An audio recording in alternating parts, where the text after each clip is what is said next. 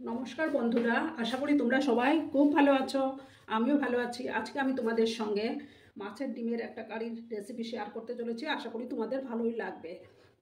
তার জন্য আমি এখানে পেঁয়াজ কেটে নিয়েছি, আর আদা রসুনের পেস্ট নিয়েছি, কাঁচা লঙ্কা কুচি নিয়েছি, একটা টমেটো পেস্ট করে নিয়েছি, 3টা চেরা কাঁচা লঙ্কা, 2টো আলু আর মাছের ডিম নিয়েছি। তাহলে শুরু করি আমি, তোমরা দেখতে থাকো।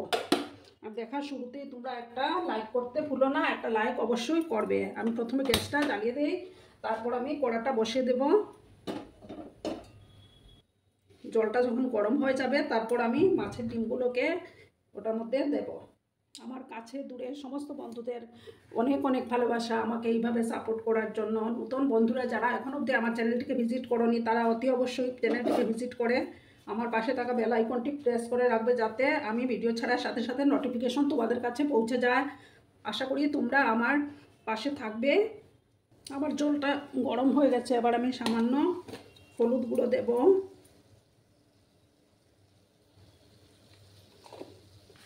সামান্য একটু নুন দেব,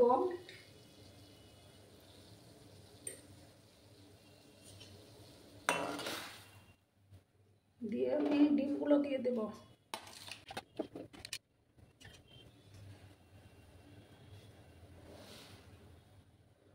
সামান্য একটু হয়ে গেলেই আমি তুলে নেব।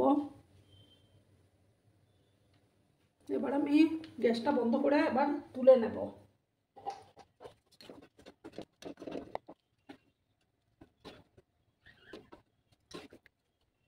ঠান্ডা করে নিতে হবে।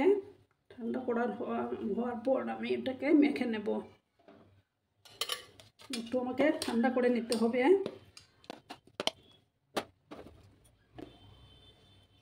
এবার আমি পেঁয়াজ কুচিগুলো দিয়ে দেব।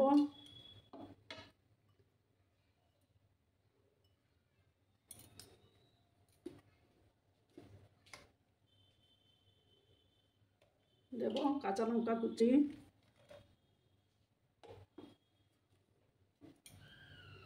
এখন এটা ঠান্ডা হতে থাক। আমি আবার প্যানটা বসিয়ে আমি আলুগুলো ফ্রাই করে নেব।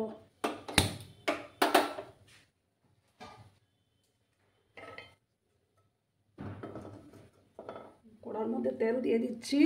আমি এই রান্নাটা সর্ষের তেলেই করব।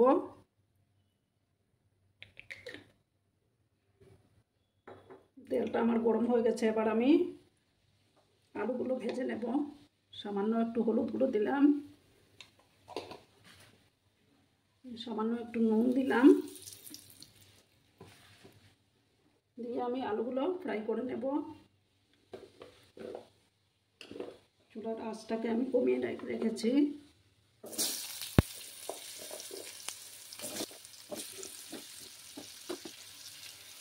আলুগুলোকে লাল লাল করে আমি ভেজে নেব।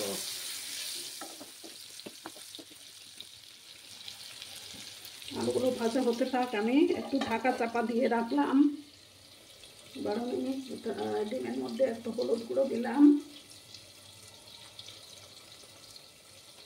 সামান্য একটু চালের গুঁড়ো দেবো আমি।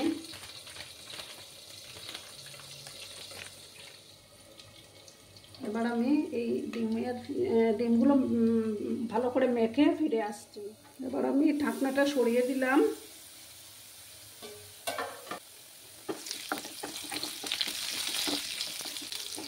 আমার আলুগুলো ফ্রাই হয়ে গেছে, এবার আমি আলুগুলো নামিয়ে নেব।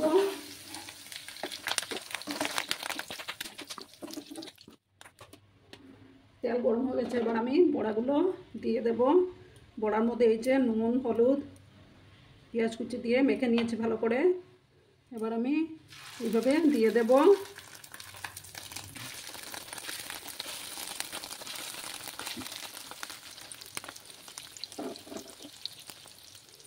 যখন একটা সাইড হয়ে যাবে তখন আমি অন্য সাইডটা উল্টে দেব।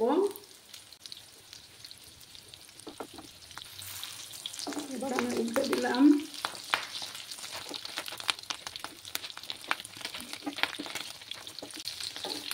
এইভাবে সমস্ত বড়াগুলোকে আমি উল্টে দেব।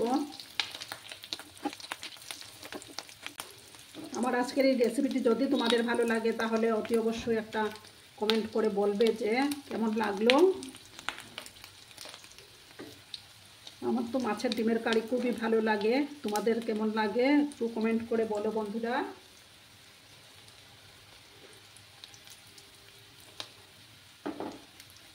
আরও কিছুক্ষণ এইভাবে ভেজে নেব। এইভাবে আরও কিছুক্ষণ এইভাবে ভেজে নিতে হবে। আমার এই বড়াগুলো ভাজা হয়ে গেছে, এবার আমি এগুলো তুলে নেব। এবার আমি বড়াগুলো তুলে নিচ্ছি।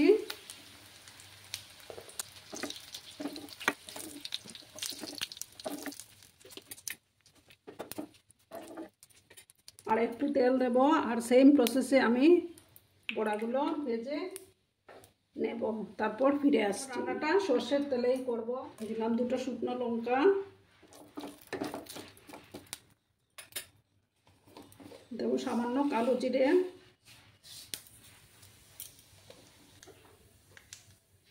দিয়ে আমি এবার পেঁয়াজ কুচিগুলো, আমি এখানে 2টো বড় সাইজের পেঁয়াজ কুচি করে নিয়েছিলাম। সেগুলো ভালো করে ফ্রাই করতে হবে, লাল লাল করে ভেজে নিতে হবে।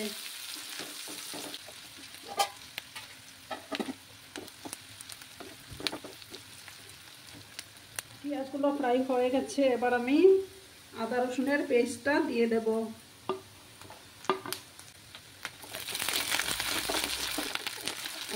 আদা রসুনের কাঁচা গন্ধ না যাওয়া অবধি আমি ফ্রাই করে নেব একটু।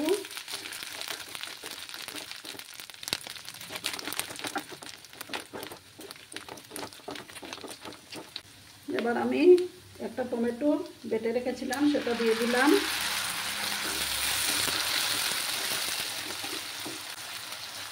এবার এটাকেও ভালোভাবে ফ্রাই করে নিতে হবে। এবার দিলাম হলুদ গুঁড়ো পরিমাণ মতো, ভালোভাবে কষিয়ে নেব।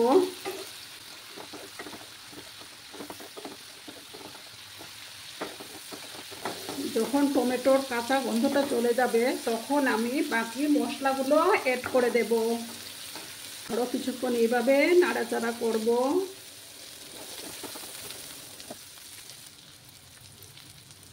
এবার আমি 1 চামচের মতো ধনে গুঁড়ো দিলাম, 1 চামচ জিরে গুঁড়ো দিলাম, 1 চামচ কাশ্মীরি লঙ্কার গুঁড়ো দিলাম, দিয়ে সামান্য একটু জল দিয়ে ভালো করে মশলাটা কষিয়ে নেব।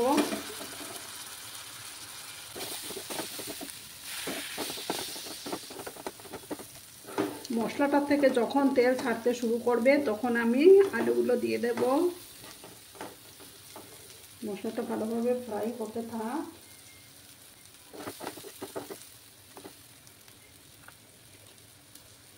এবার আমি আলুগুলো দিয়ে দেব। আলুর সঙ্গে মশলাগুলো আবার কষিয়ে নেব।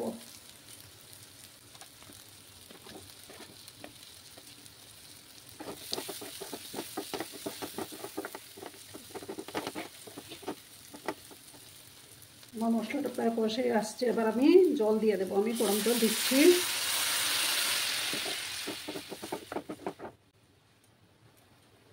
গরম জল দেওয়ার কারণটা হলো আমার আলুগুলো ভালোভাবে সিদ্ধ হয়ে যাবে। এমনিতেই তো আমি আলুগুলো ফ্রাই করেছি। এবার আমি পরিমাণ মতো নুন দিয়ে দেব।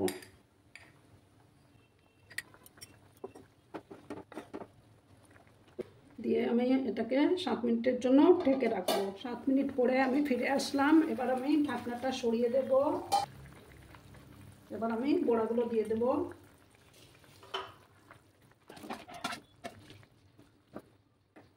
আমার মাছের ডিমের কারিটি প্রায় তৈরি হয়ে গেছে। এবার আমি গরম মশলা দেব। কেমন লাগলো অবশ্যই আমাকে কমেন্টের মাধ্যমে বলবে। আর ভিডিওটি স্কিপ না করে অ্যাড সহ দেখার অনুরোধ রইল বন্ধুরা। তোমরা এইভাবেই আমাকে একটু সাপোর্ট করো বন্ধুরা।